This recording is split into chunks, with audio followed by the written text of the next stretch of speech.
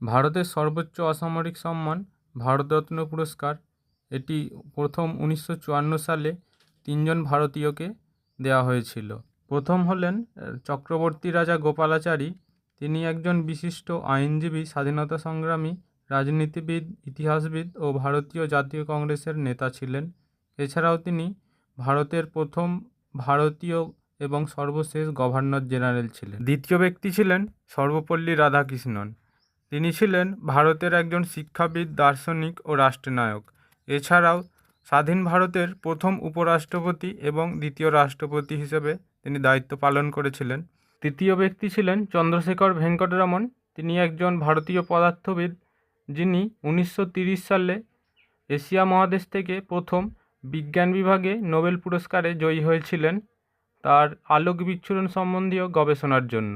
2024 সালে যাদের ভারতরত্ন সম্মানে সম্মানিত করা হয়েছিল তাদের মধ্যে প্রথম ব্যক্তি হলেন পিভি নরসিম্হা রাও, যিনি ভারতের 10ম প্রধানমন্ত্রী হয়েছিলেন। তাকে মরণোত্তর ভারতরত্ন পুরস্কারে সম্মানিত করা হয়েছে। দ্বিতীয় ব্যক্তি হলেন চৌধুরী চরণ সিং, যিনি মরণোত্তর ভারতরত্ন সম্মানে সম্মানিত হয়েছেন। তিনি ভারতীয় রাজনীতিবিদ এবং ভারতের প্রধানমন্ত্রী হিসেবে কিছু সময় দায়িত্ব পালন করেছিলেন। তৃতীয় ব্যক্তি হলেন ডক্টর এম.এস. স্বামীনাথন, যিনি মরণোত্তর ভারতরত্ন সম্মানে সম্মানিত হয়েছেন।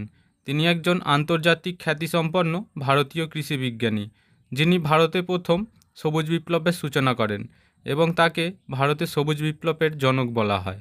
চতুর্থ ব্যক্তি হলেন শ্রী কর্পূরী ঠাকুর, যিনি মরণোত্তর ভারতরত্ন সম্মানে সম্মানিত হয়েছেন।